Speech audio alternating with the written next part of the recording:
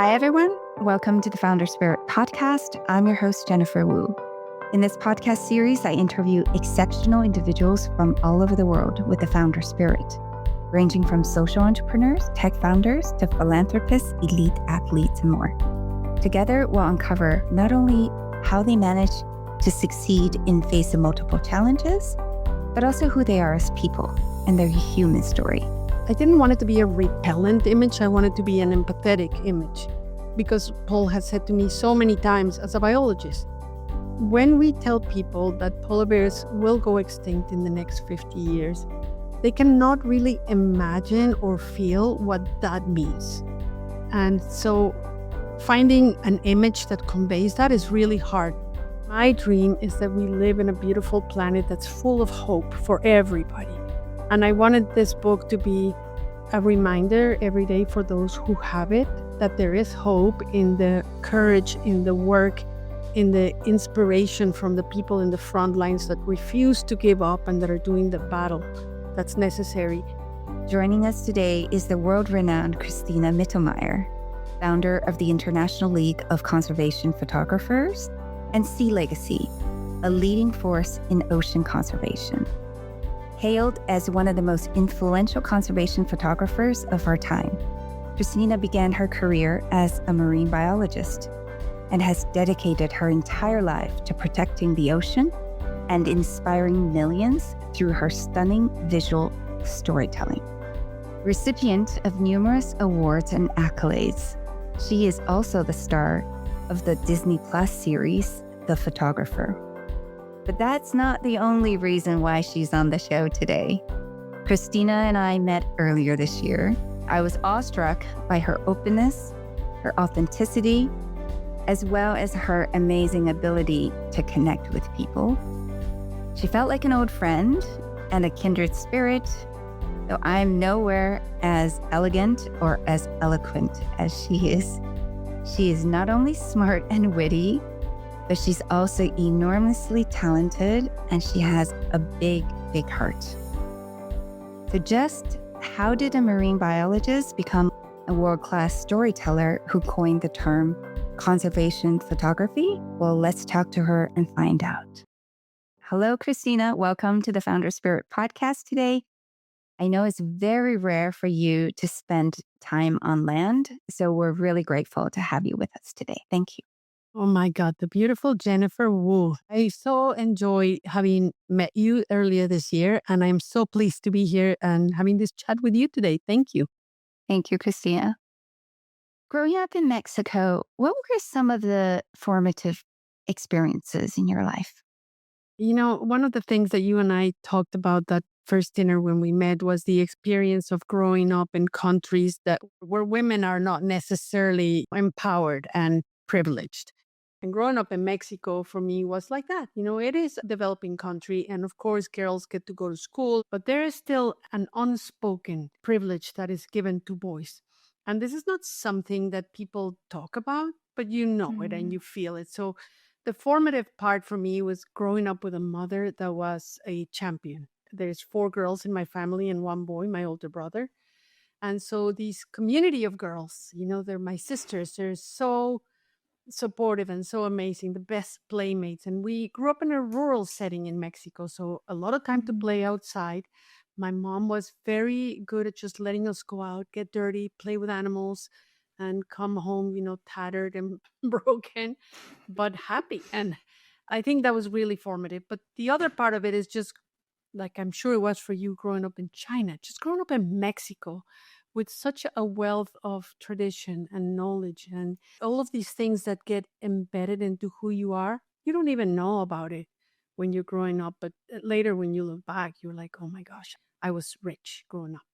Absolutely. Having lived now in 3 continents, it's really becoming part of who I am. I'm sure that you feel the same thing because you've lived and traveled over 130 countries around the world and across all 7 continents. Cristina, Mexico City is about 200 miles away from the nearest coast. So I was wondering what made you want to become a marine biologist?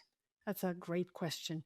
My dad was from a small city on the coast of the Gulf of Mexico in the state of Tamaulipas. It's called Tampico, and it is famous for two things. It's got an oil culture, so it's big oil extraction right next to Texas, but it also has a great seafood scene.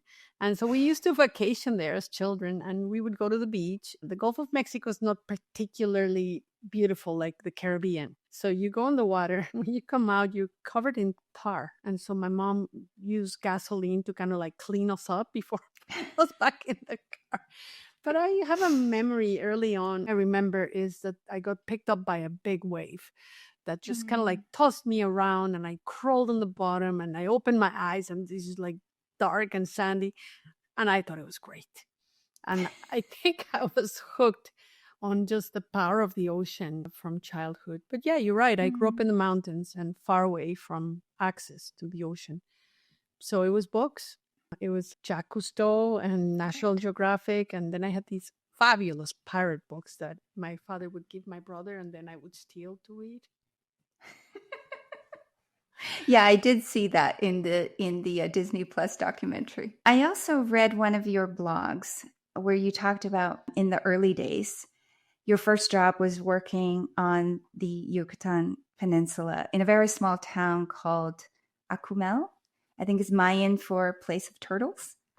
And I understand that while you were working there, you actually took it upon to protect the eggs of the sea turtles. And these actions actually catalyzed the creation of a local nonprofit on ocean conservation a few years later. I was wondering, how did this chapter of your life influence your path going forward? Because you were very young at the time. You had just graduated from university. Do you remember yourself at 20? I knew nothing, I was so naive and so arrogant. I thought that I was so cool. And so I went to Akumal to work for a hotel that had hired me to look at the biodiversity. They wanted to create a little reserve around the property. I didn't know anything, but I had a bike and I had time. So I would, just spend the day chasing butterflies and drawing the birds and the monkeys and diving. And it caught my attention. The name of the place in Mayan means the place of turtles. And I thought, where are the sea turtles? Sure enough, in the spring, they started coming back and nesting in the beaches. So I started walking the beach and observing.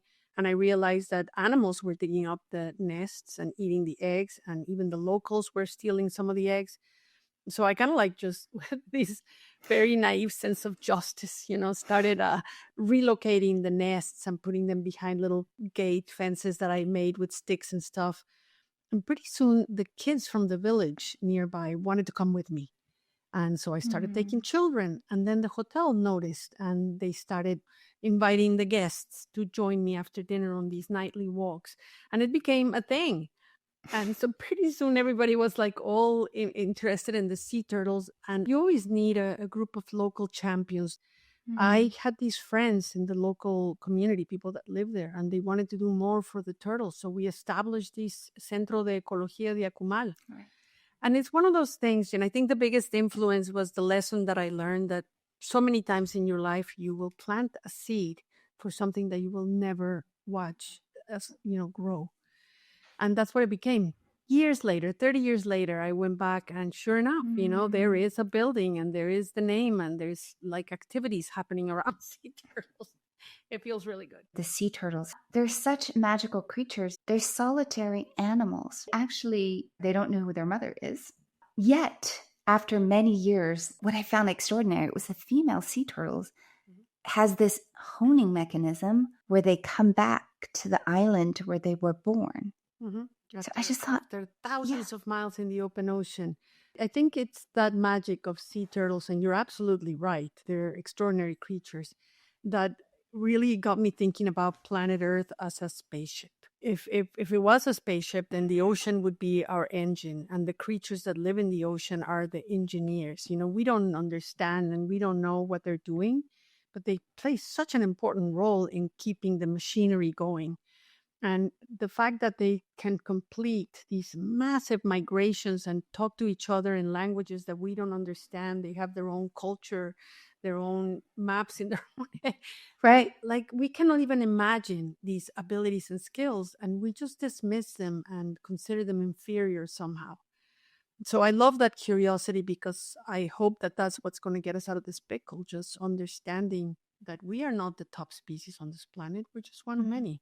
Absolutely. So, coming from a scientific background, how did you eventually move into photography? Yeah, I think it's the hero's quest. I had this enormous sense of justice as a young person, and I really wanted to right the wrongs. And I could see that, we were exploiting too much, not just of the ocean, the land, and treating people poorly. I mean, like all of these sense of justice things were very big for me. But I initially thought that science was going to be the way. And growing up in a family where girls have to really excel, I thought, I'll be a scientist and write scientific papers and I'll be part of academia. And very quickly, Jen, I realized science is a language that is mostly inaccessible to most people. Mm, And a lot of people misinterpret the data because they don't have the context or it's just too boring to read. But I met when I was working in Mexico City, I used to share a space with a photographer. And I mm. walked by his open door and there he was. You remember the slides way back in the day, with his loop, he was looking and Right. putting a book together. I thought that's so cool. And it was the first time that I had the opportunity of experiencing just what photography can do. He was making a coffee table book about conservation in Mexico. And he Mm, didn't speak very good English. So he asked me for help. And I helped write the captions and some of the text. And then, as a reward, I was invited to the launch of the book. Beautiful gala. You can imagine all the little tables, and there's the book open, and people are browsing. And I immediately noticed that people were not reading the text or even the captions. They were looking at the photos. And more importantly, people felt confident enough to ask questions about those photos.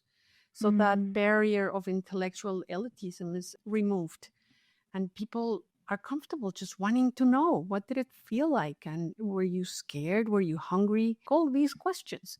And I right. thought, wow, that is a better way of engaging in trying to understand our planet. So I thought I'll become a photographer. When you're in your 20s, you don't really think about the obstacles. I just thought I'll learn how to do it. That actually is a perfect segue into my next question, which is, but when you're out there framing a shot, either in the field or in the ocean, what actually goes through your mind? That's a great question. So it's a two-part answer. And of course, it has to do with your left side of the brain and the right side, the more creative. On the one hand, I'm thinking about composing something beautiful and compelling, just in Amboseli photographing elephants using Mm, low angle photography. And you can barely see, what you're shooting. And I was just trying to get the whole animal in the frame. And hopefully, if it's looking at the camera, better. Oh my God, it's got the ears open. That's a shot. But the other side is you're thinking about the technical aspects. It has to be F8, it has to have a strobe or whatever it is. And the third part of it is I'm thinking, what are the challenges that we're trying to solve by telling these stories? Who can we help protect these creatures? Because it is always a consortium of local heroes and organizations and the donors that support them and the politicians that believe that this can be done or the opposition. And I like that game with chess, figuring out who are the players and where can we mm, insert both the story and the photographer as an ambassador for the story to create change, to solve the problems. So all of mm. these things are going through my head.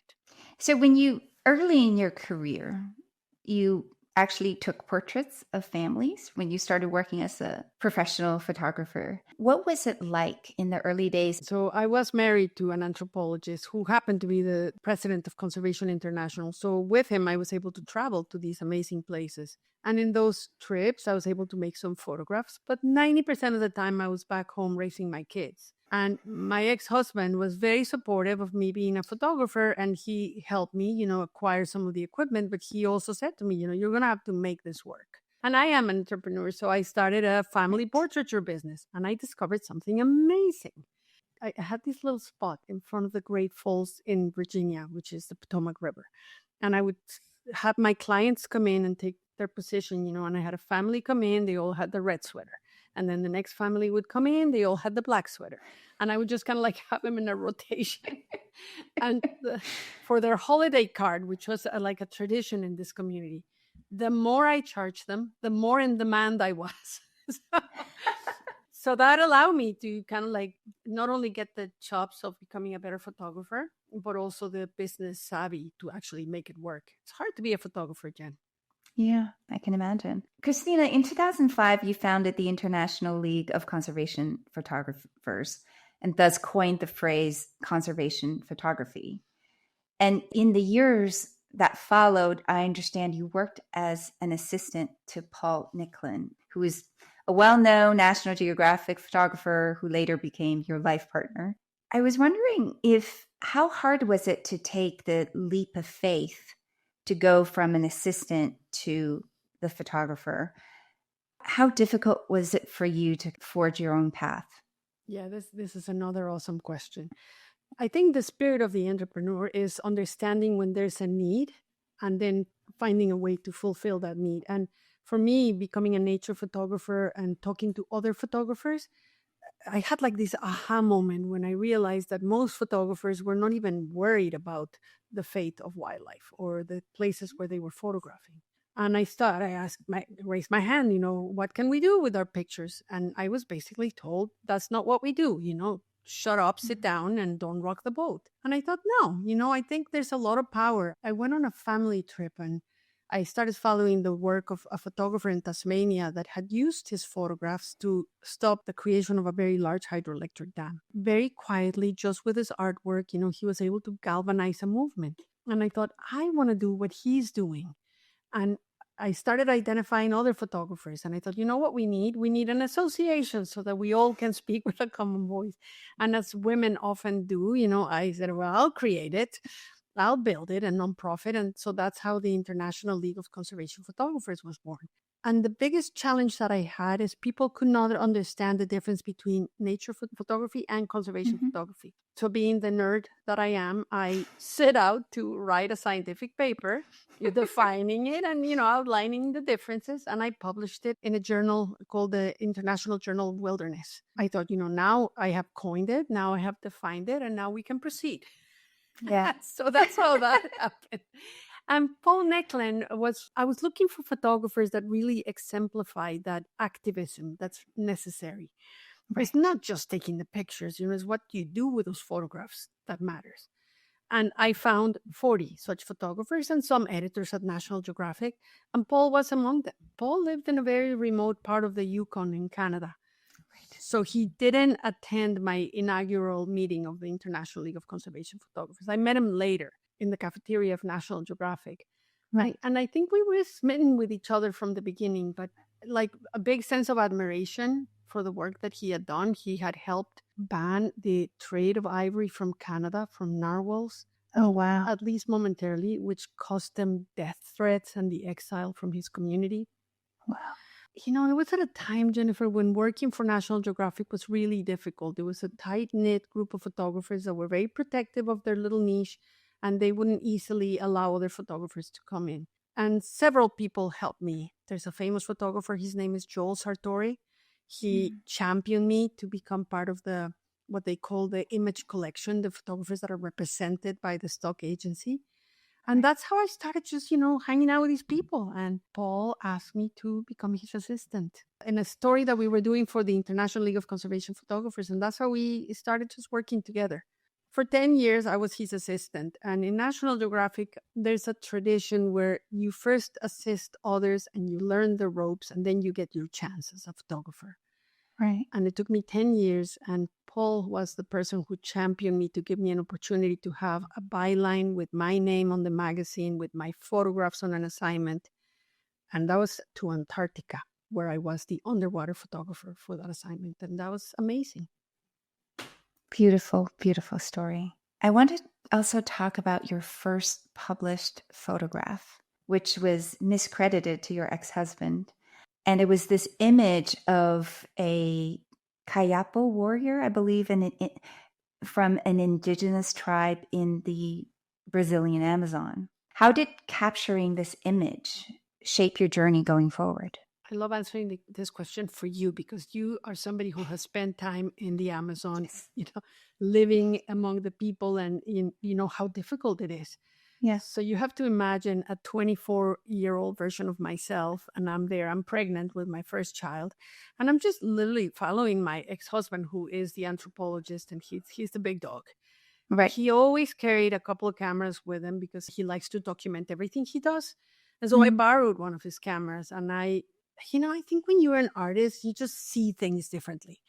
I saw this Kayapo warrior come out from a house, and he was wearing his beautiful headdress, and Mhm. framed as he was, but by the black background of the house. And I just thought, oh, that's really pretty. So, not knowing what a camera can do or how to do it, I just snapped a couple of shots. And those photographs became part of an exhibition for the Houston Museum of Natural History. And Mm. sure enough, when they open a new exhibit in a museum, they have all the materials, the poster, the brochure, all with my photo, credited, of course, to him. It was his camera. And I felt this sting of not having my name associated with it. So that's, I think, when I started taking it more seriously. And I thought, Mm. I better learn more about this. I went back to school to the Corcoran College for the Arts, and Right.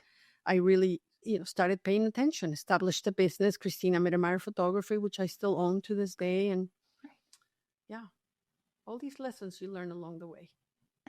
Amazing.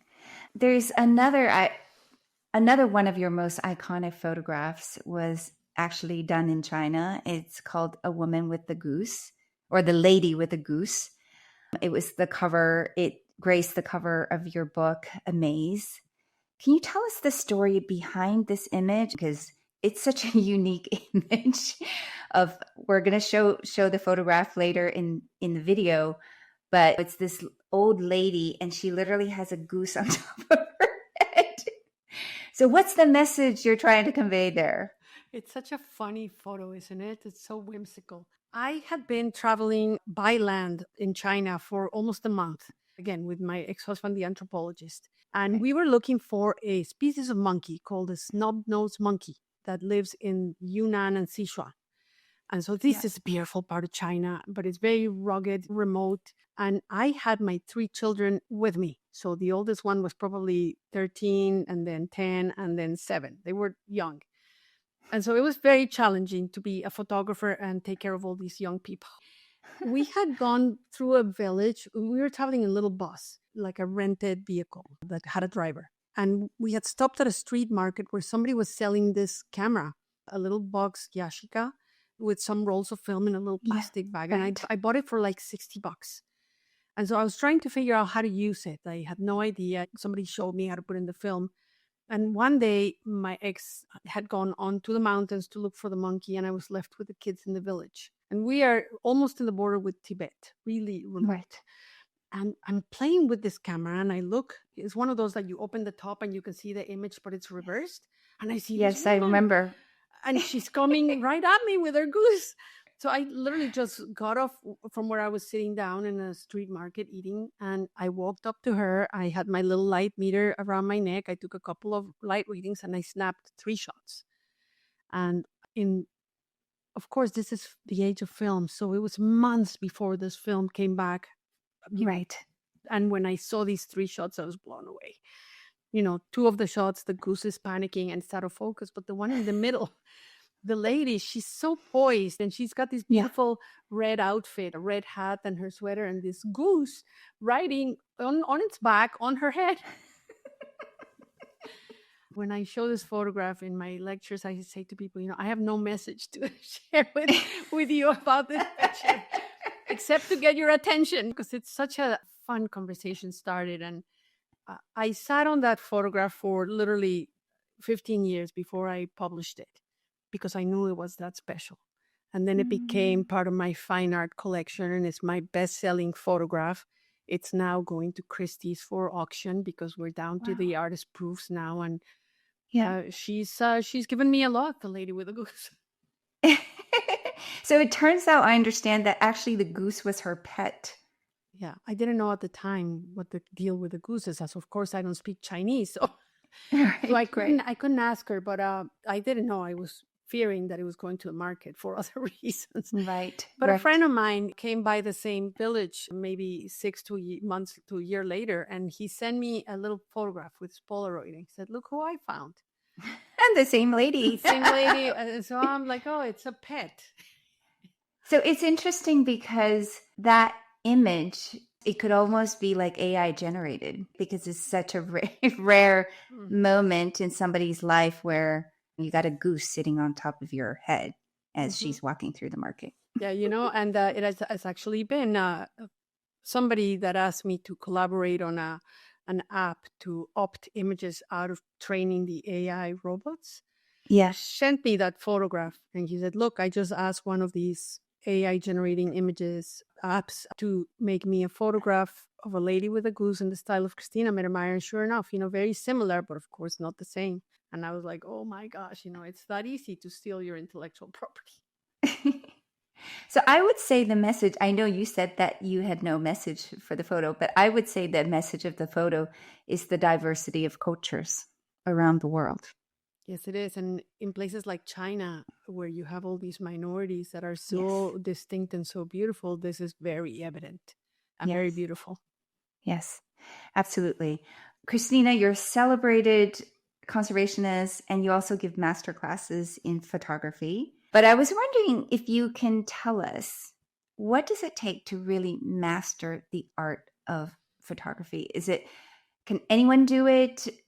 Is there really a special talent required? What do you think takes to master the art of photography? Wow, nobody's ever asked me this, Jennifer. You know what I think it is? I think you need a very big sense of empathy and compassion, because you are the person with the camera and you have to imagine yourself like a semi-permeable membrane that is enabling a conversation to happen between that thing that's being photographed and the person who's looking at the image.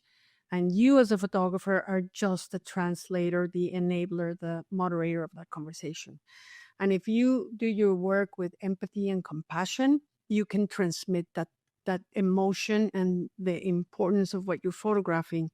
Otherwise, it's just a two-dimensional object that has very little meaning. Interesting. Speaking of empathy and compassion, in 2017, you shared online a series of images and videos of a starving polar bear in the Canadian Arctic.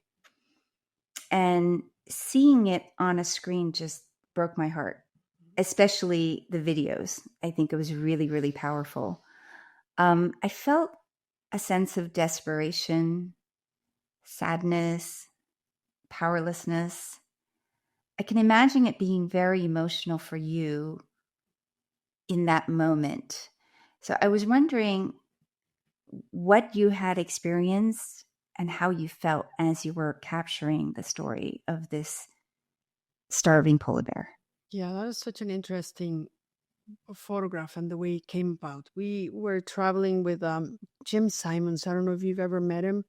He just passed away, an American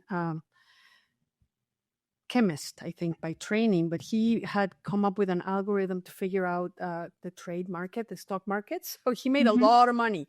And he owned this beautiful ship called the Archimedes. And so he had invited Paul and I to come to the Arctic with him and his family. And Paul, my current husband, grew up in the Arctic and he's a polar bear biologist. So that's the expertise that we were traveling with.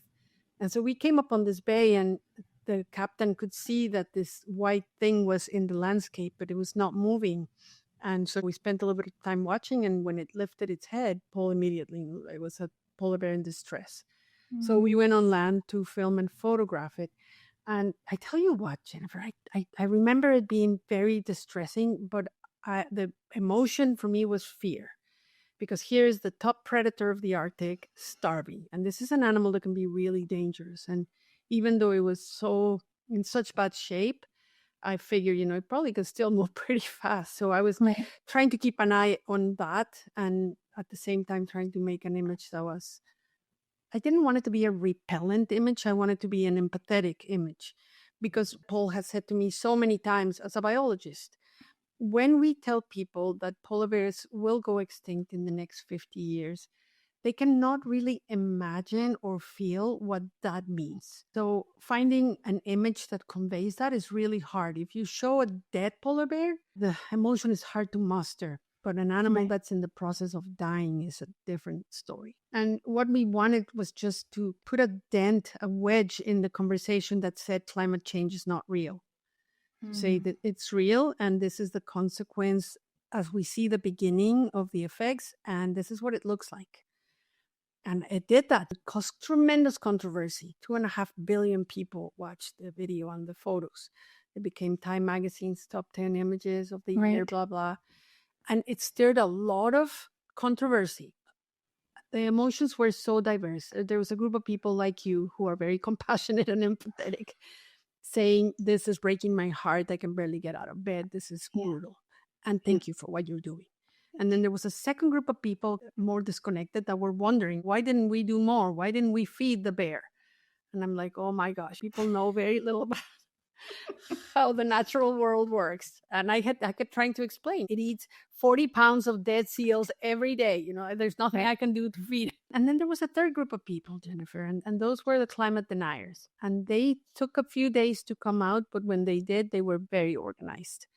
They had experts, especially a professor at University of Victoria that called herself an expert in polar bears. Later, we found out that she had never been to the Arctic. She'd never seen a real polar bear, but the PR company had given her this title, and she was quoted in every newspaper, and especially the ones that are funded by the fossil fuel industry, Right. to basically call us fake and to discredit what we were trying to say. It was amazing to me. And you know what I thought? I thought, okay, so here we have industry trying to continue business as usual, and they are very well organized and they're very well funded for their communications. They have a PR agency, they have experts, they have funding for videos. And here we are, the people that are trying to save the planet, underfunded with no communications budget, and surprised that we are facing an extinction crisis. No, you're absolutely right. It's beautiful to hear stories like yours, but at the same time to know that there are a lot of headwinds against us as well. Making progress, though. Yeah, we are making progress. I see 3 central themes in your artwork. There's the marine life, there's the Indigenous peoples, and then there's the conservation. In capturing these stories, do you approach the marine lives versus the people differently as subjects? That's a great question. You know, I don't. I think at the core, I am a portrait photographer. And so I photograph an octopus with the exact same mindset that I photograph a person. You're trying to capture the essence of the subject, but also a moment and maybe a candid emotion, or you're trying to look for a gesture or something interesting. And I approach it exactly the same way. What's the best portrait I can take of a shark or a whale? So no, it's the same. You're thinking about light, you're thinking about composition, and you're thinking about emotion. I know that Paul likes being very close to these animals, like distance-wise, because he feels comfortable with them. And I was wondering, when you were capturing the image of the polar bear, how close were you? Yeah. Paul grew up with polar bears and with big animals. And I think some people just have this calm energy. He just projects that calmness to animals like grizzly bears and polar bears. And for the most part, they pay you back in the same kind of energy. That polar bear was an animal in great distress. I have a video that I took with my phone. Paul is filming and I'm filming him filming. And I'm going to say 50, 75 feet away from this bear.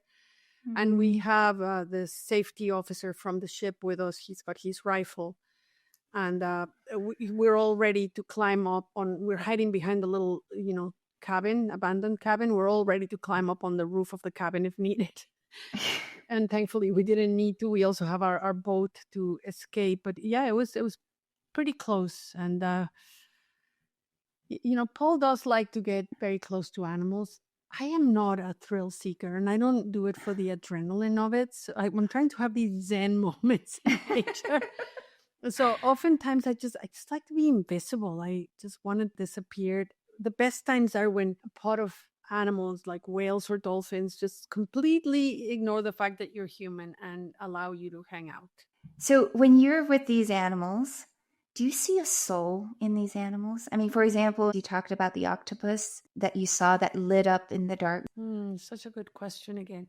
I was raised Catholic, so I wouldn't call it a soul.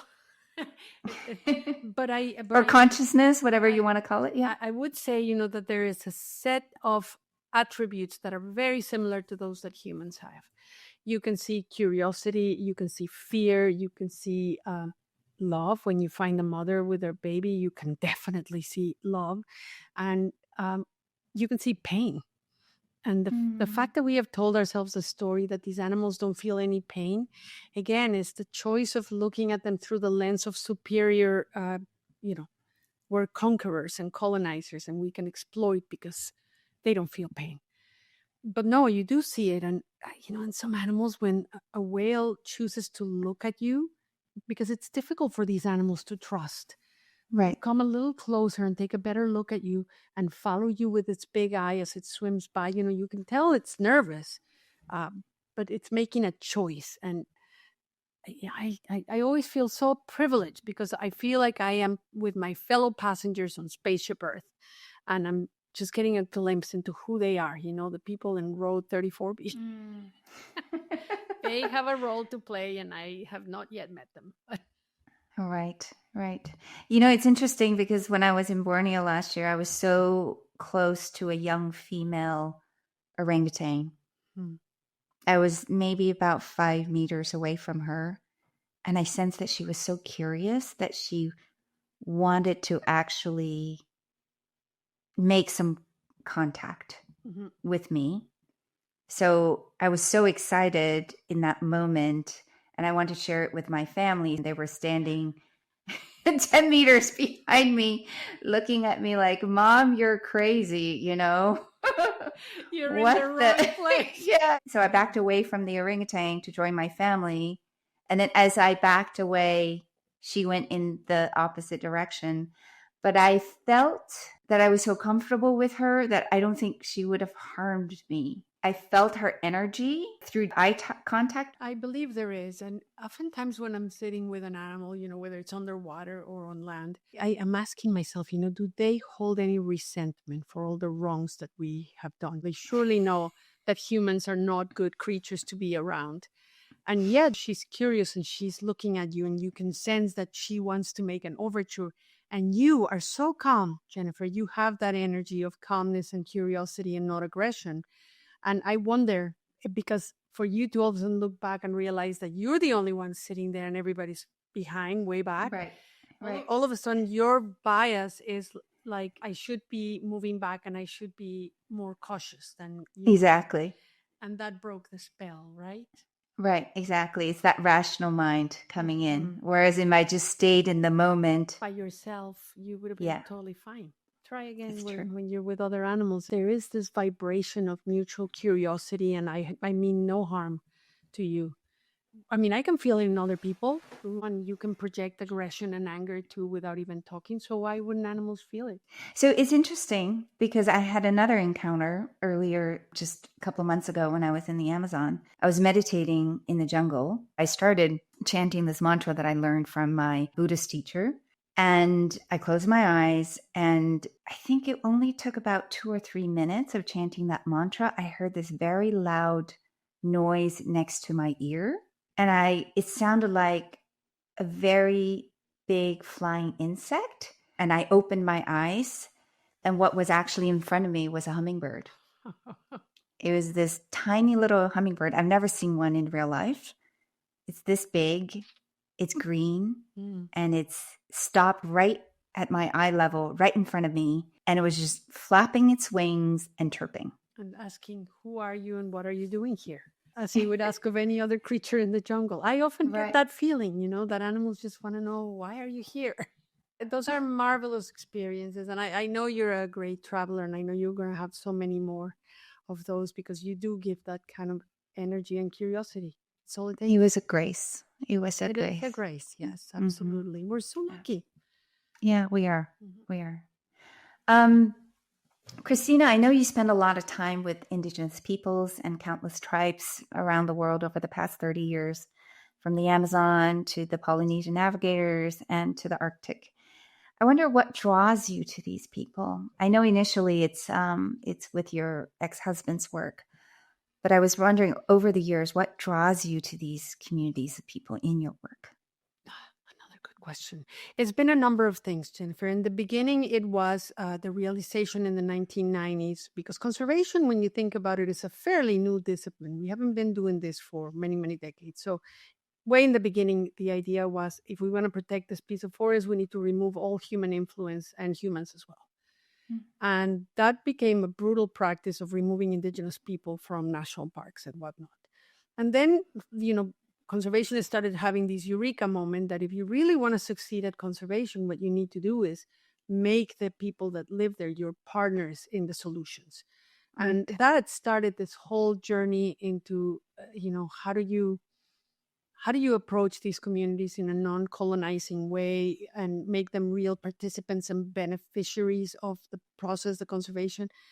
I find it so beautiful. And in my photography, I was struggling in the 1990s because I was a young mother and I couldn't leave my children for very long. So the demands of nature photography were just too big for me. But Mhm. I found that to be the subject, the relationship between humans and especially indigenous people and the place where they live. So I focused my lens there for many years. There's a different perception of the relationship of humans with the natural environment. It's not one of superiority, it's one of kinship. And Right. it doesn't matter where you go. They say, we are all made Yes. of the same material. These are ancestors. It's out of respect and not greed. And all of these lessons from indigenous people. So I found a lot of inspiration there. Indigenous people never take more than what they need.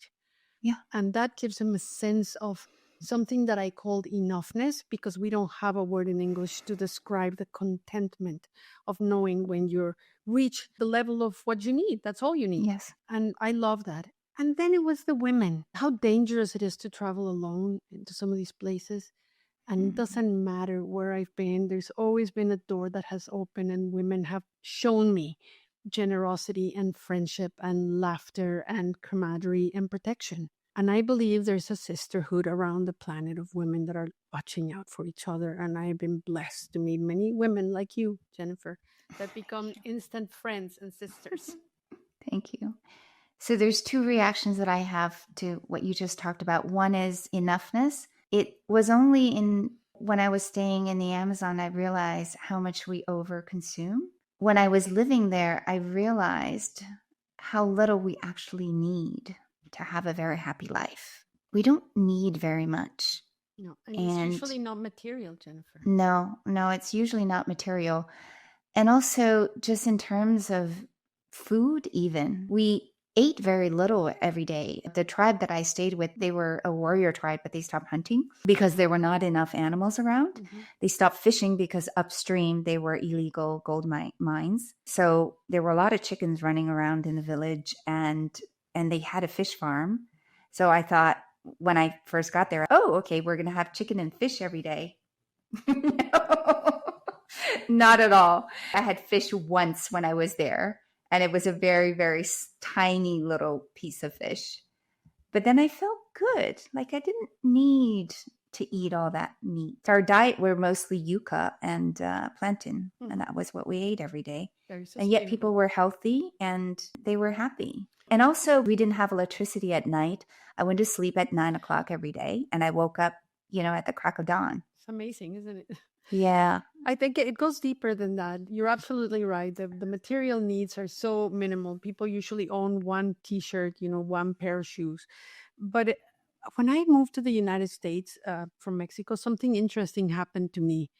As you get absorbed into the culture, it is a culture of consumption and a Yeah. culture of competition and a culture of personal exceptionalism.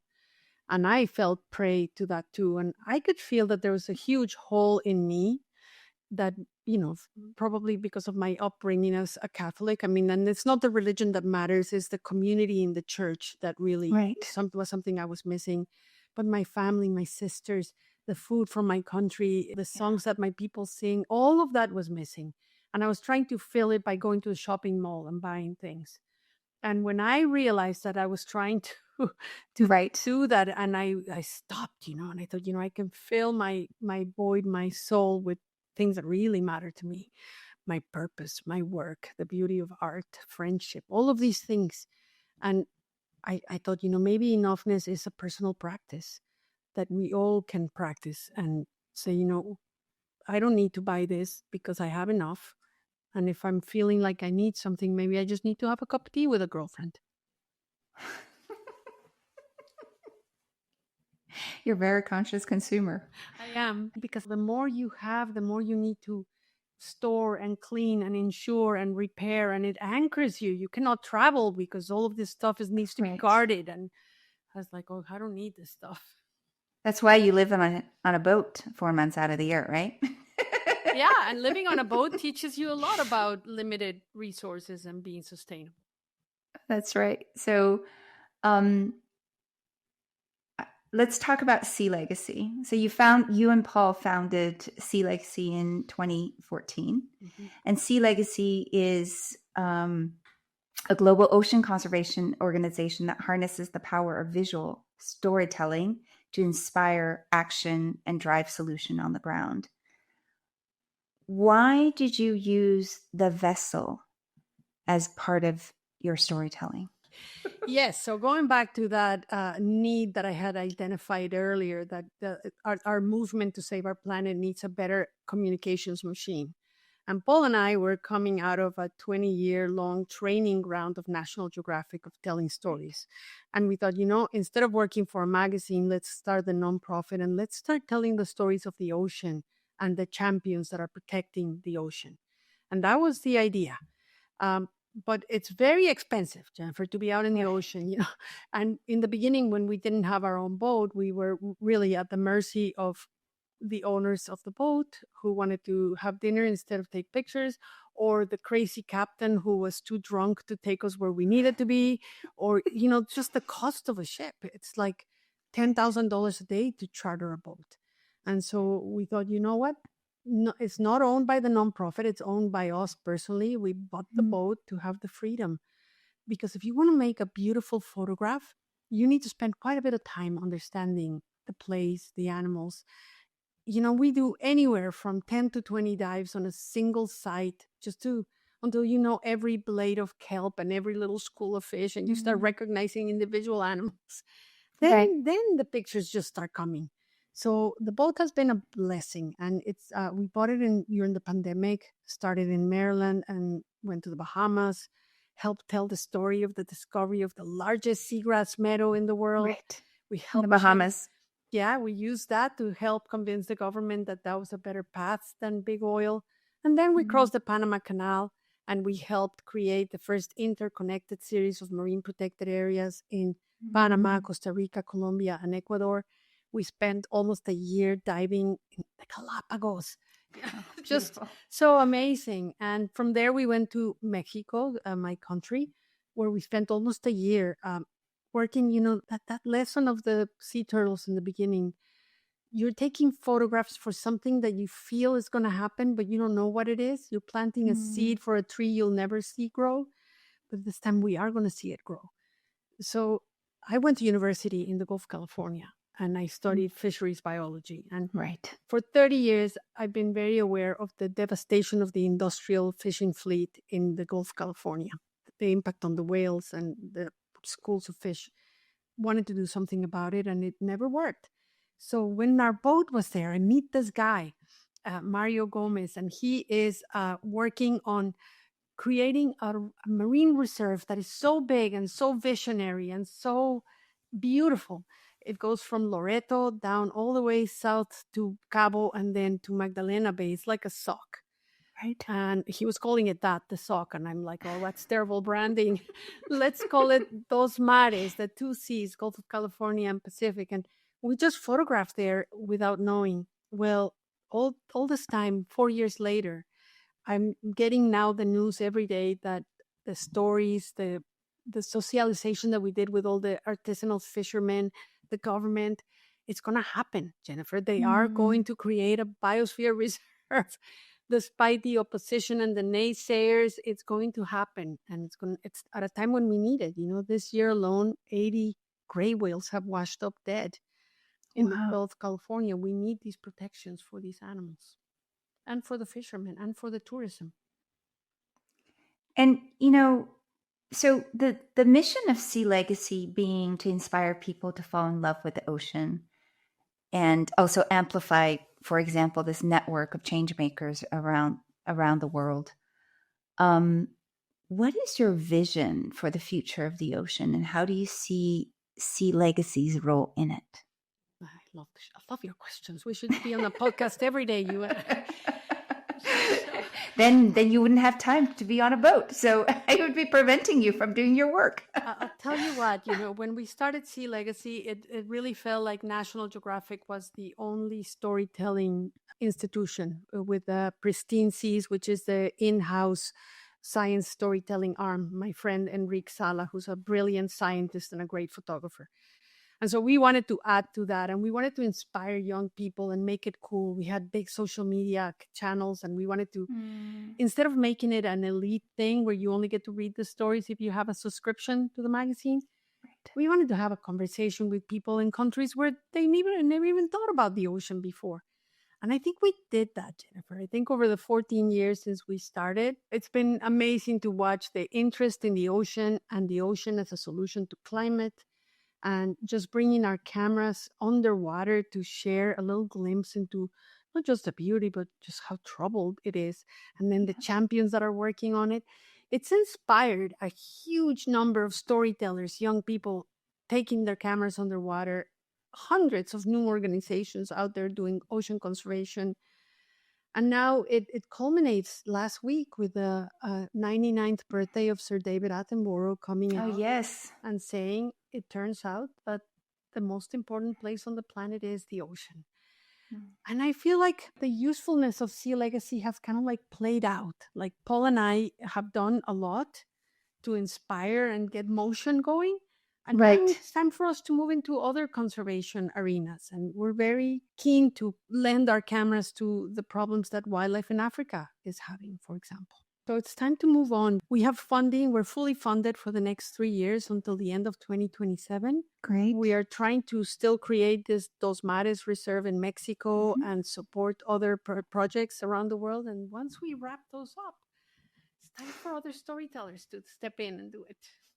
Yeah, so this is very interesting because I know you flew to South Sudan and spent several weeks with the remote tribes there. How do you choose where to go and like what project you're going to focus on? Because now what you're telling me is that you're going to focus more on land? Yes. So the portraiture of Indigenous people has always been kind of like a parallel line. And I traveled with a good friend of mine, a Dutch British woman named Inger van Dijk. And she spent so much time in Africa. She's very knowledgeable. All the tribes know her. So I like going with Inger because she's always welcome. And so whenever she says to me, we're going somewhere, I'm like, okay. and then I have to go back to the boat and put my scuba gear again and switch completely. Right. And then the African thing, Jen, I'm going to be 60. I feel it now. I never thought I was going to grow up to be this old. And even though I look young, my bones are telling me that I need to slow down with this heavy equipment of scuba diving and focus on more gentler pursuits. And I think African wildlife, never thought in my lifetime we were going to see animals like elephants and giraffes in trouble. And I know that some of the big photographers, the African wildlife photographers, are also getting older. So there's room for us to come and contribute. Fascinating. The other question that I had was for you is, having watched the episode of Photographer on the Disney Plus series, I was wondering, what is it like to live with 5 other men on a boat in very close quarters? It's not a yacht. So for those people who don't know, it's a catamaran. It's a working boat, yes. Yeah, right. Exactly. I tell you what, it's a beautiful boat. It's 62 feet long, and it sleeps 8 in proper beds. So it's not a small boat. It's got a lot of privacy in the rooms and the cabins, and then it has 2 bathrooms, 2 toilets. Okay. And so I live with Paul on one pontoon of the catamaran where I have my room, my closet, my privacy, my own bathroom, my own shower, and then all the boys live on the other side. So that is a big plus. And I think I had to establish important boundaries when I first came in to say, I am not your mother. I am not the cook. I am not the only person who cleans. And we have established a great working team. The crew on my boat are like family, and they're such lovely young men. and occasionally young women. We've had a woman captain Yeah. for a Yes. while. But yeah, for me, it's like a second home, and the transition is hard. Leaving the boat to come home and then leaving home to go to the boat. I'm always very heartbroken. I love my garden here. I love my dogs. But then I'm in the boat and I'm like, oh my God, I get to go diving and there's whales. And then I don't want to come back. So it's always hard. Cristina, at a recent panel in Davos on the rights of nature, you called for a new economic paradigm. This has to do, I think, a lot with your knowledge or the wisdom that you've gathered from staying with Indigenous tribes. Why do we need to redefine prosperity? I mean, so far we've defined it in terms of GDP, and it's always up towards the right? So tell us, what is this shift that you're talking about? It's such a funny thing to think about, right? I was so honored to be invited to come to Davos and to meet with incredible people. Mr. Klaus Schwab and his wife are such visionaries, and the generosity of what they have contributed to humanity.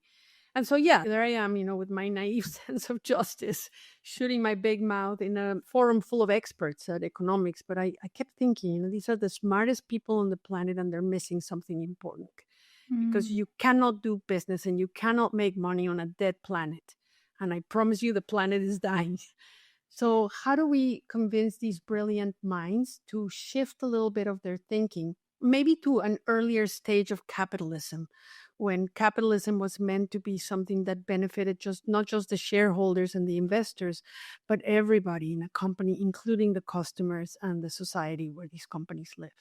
And somewhere along the way, we shifted the story.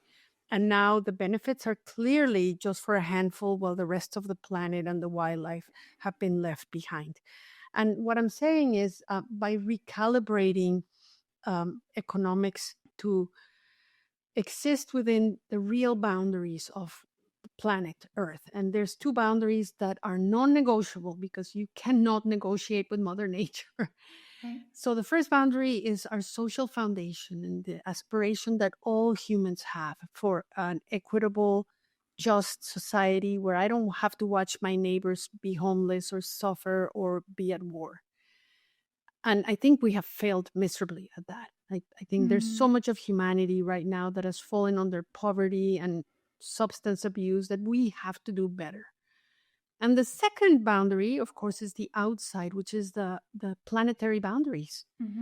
And at Davos, we had Professor Rockstrom talking about the 9 planetary boundaries. Non-negotiable is the fresh water we need, the ozone layer that protects us, the livable temperature of the climate. 9 of those. Right. 7 of those have already been overshot, the latest one being the acidification of the ocean. Right. And so we cannot ignore it. And we have to bring our economic system back within the boundaries of those planetary boundaries. We have no choice. And yeah, of course, it's painful, but it's already happening. Professor Kate Rothworth talks about donut economics. She needs some rebranding. I may have to help her there. Circular. Not just circular, but living within the boundaries of what's just and sustainable. Okay. And so it's already happening in places like Amsterdam is a donuts economic city, where they are sharing the wealth of these corporations to make sure that nobody's homeless, that nobody has jobless, all of the things that we aspire to. We have to. And so I don't see it in America. I think Donald Trump is taking it exactly to the extreme of what's wrong. But the pendulum will swing, once this episode in American politics comes to an end, and it will swing hard the other way.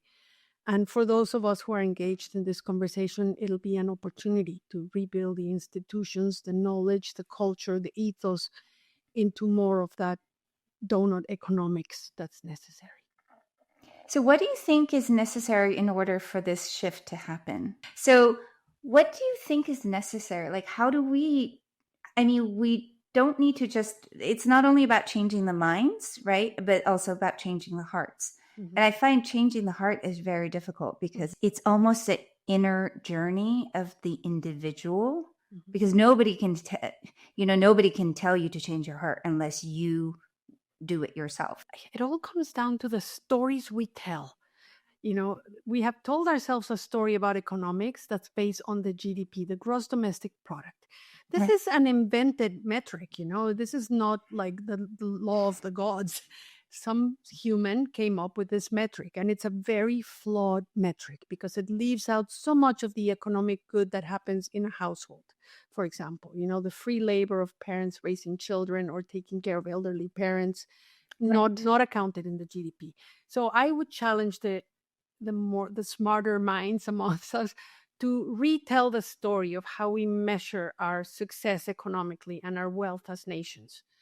And then the second part is we're all going to be forced by the power of nature to recalibrate our selfishness. In this moment in history, it's a handful of people that are willing to make the sacrifices that are necessary to bring balance back to everything and everyone.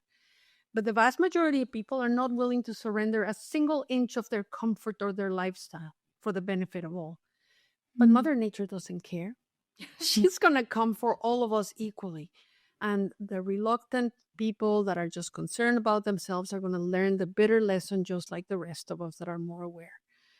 And at some point, we're just either going to make a choice to recalibrate voluntarily or by government mandate, or Mother Nature is going to force us to do it. Mm. And it's coming.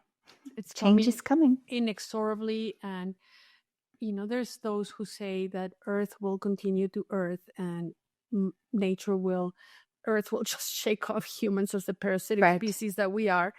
And you just wish that would happen overnight, but that's not going to be the way it happens. It's going to be 100 years of miserable war, famine, planet that's too hot, too much drought, too much hunger, too much sadness, too much suffering, and none of us want that.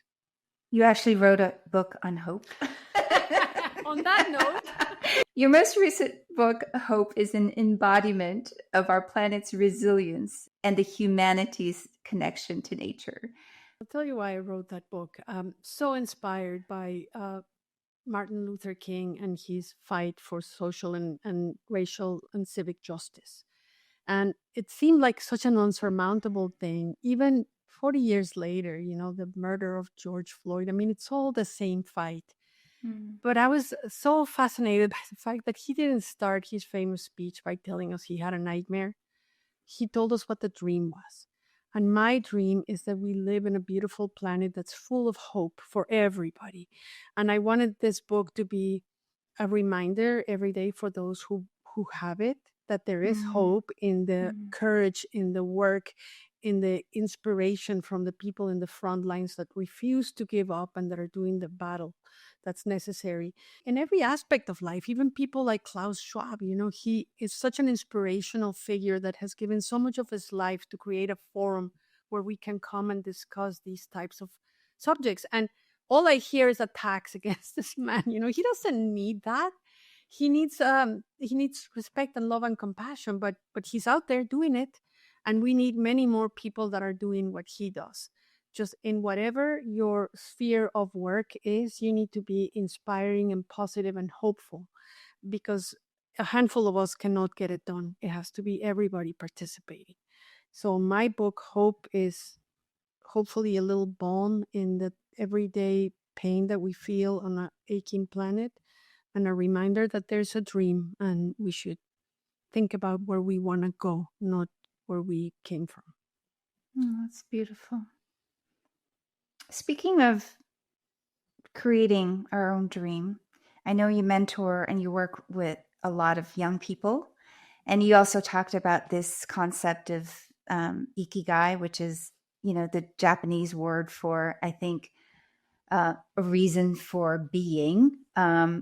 It's this philosophy giving you life purpose, meaning, and joy. So Cristina, for the younger audience out there, how can we find this ikigai? Maybe you can explain it quickly as well. Yeah, I think that as young people, we are indoctrinated with the mantra that says you have to become productive to generate money. But that's not the purpose of your life. The purpose of your life has to be something bigger. And this concept of ikigai is very illuminating because it brings the confluence of 4 things that every human possesses. And those 4 things are, you have to find the thing that you like, which is also the thing that you're good at, Yeah. which is the thing that gets you paid. And then the fourth one is where most people never get there. They stop at that. They are making money with something that they like to do. It is what the world needs. How do we give back? How do we make the planet a better place? And so when you find something that you can do that incorporates these four elements, you never get up to work. You get up to fulfill the purpose of your life, and you are full of motivation and energy and inspiration because you're doing something you love that pays you well, that you're good at, and that is good for the planet. But it's hard to find that ikigai. I mean, for me, I have to say, I feel like I'm doing something that I love. I feel like I'm pretty good at it, most things. And I feel like that I'm doing something that the world needs. But I haven't really figured out how to make money out of it. Well, the monetization of podcasts is happening. It's very competitive. Yeah, that's true. That's true. Yeah. And part of it, I think I almost don't want to monetize it because I want it to stay pure. And you probably don't need a lot of money. Your enoughness is going to tell you that it doesn't need to be an economic success measured by the metrics that we have been given. Make your own metrics, Jennifer. That's true. Thank you so much. Thank you. Cristina, looking back, what were some of the pivotal moments in your life?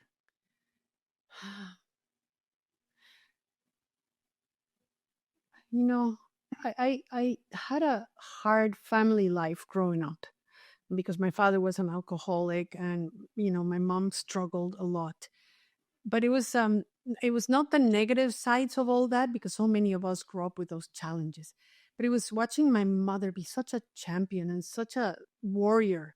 That was pivotal for me to say, you know what? You don't have to surrender to any circumstance. You can raise yourself from anything, and finding a thicker skin in the moments when you're down and when the world turns on you is so important as well. So that was pretty important. And then marrying two amazing men during my life, because they both supported me so much into getting to where I am and my dreams of being a storyteller and an artist.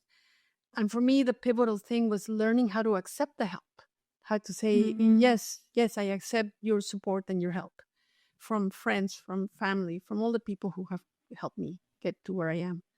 And then my children, I think being a mom changes you. I'm not sappy about it because I know that as moms, we all love our children. Right. But for me, it's been important that my kids watch me fight for a better planet for them, that they know that I did everything I could. I'm sure for your kids, they're like, my mom is awesome. She's kick-ass. She's there making a difference. She's doing what she loves. And I think your kids will see you doing something that you're very good at and that you clearly love. I mean, very few people that have done a podcast with me have prepared as much as you have, Jennifer. Come on, don't be ridiculous. Which shows me the curiosity, but the respect, as well. And so, no, I think you're very good at what you do. And podcasts are the future. I just listened to Malcolm Gladwell's Revisionist History, and he was doing a critique of Joe Rogan's podcast. You should. Oh, interesting. And just what do? Yeah, it's what makes a good podcast are the good questions. Thank you. One last question. Sure. Having traveled to over 130 countries across all 7 continents, having witnessed so much wildlife, marine life, and spent so much time with the indigenous tribes, what have you learned about humanity? I think the most important lesson is that humans are, on average, much nicer and better than what we give them credit for. People are really lovely and nice almost everywhere. And if you make a choice to look beyond the cultural, physical differences of humans, you will find that we're so similar. And we all are ruled by the same biological imperatives. We all are born into this planet. We have parents, we have sisters, brothers, children. We dance, we cry, we create art. And then one day we will all die. And I think it's those similarities that really glue us together as a global family. And the bigger thing that I've learned, that wherever you have women in a leadership role, society is kinder, gentler, more successful, wealthier, more peaceful. And so I hope to see many more women in a leadership role. We deserve it. Absolutely. We need to bring back the divine feminine. We're living in a world with a lot of aggressive masculine energy right now. Toxic totally agree. testosterone. Yeah, absolutely. And look at the mess they're making. Yes. And it's not going to change anytime soon. So we have to be patient and we have to keep planting seeds for the people that come behind us. We may never see them succeed, but we have to plant the seeds, and conversations like this one are part of that. Yes, absolutely. And the love that we gave to the little ones is what keeps on giving. It's invisible. It's not part of the GDP equation, Right. But It's an investment. It's an investment, and it's something that has tremendous returns. Yeah, huge ROI. Yes. Which we can't measure, actually, with numbers. Cristina, we're now coming to the end of our interview. And as you know, we end every episode with a quote. And for this episode, we have a quote from Martin Luther King Jr., an American civil rights leader. Our lives begin to end the day we become silent about the things that matter. So thank you, Cristina, for taking the time to join us on the podcast today, sharing with us your passion for ocean conservation and your incredible journey as a storyteller channeling the voice of the natural world. Thank you so much. Jennifer, my honor, my sister. Thank you so much. Sheshe. Thank you. Sheshe. If this podcast has been beneficial or valuable to you, feel free to become a patron and support us on patreon.com. That is patreon.com/thefounderspirit. And as always, you can find us on Apple, Amazon, and Spotify, as well as social media and our website at thefounderspirit.com. The Founder Spirit podcast is a partner of the Vilar Institute, a nonprofit foundation focused on accelerating the transition to a net zero economy and restoring planetary health.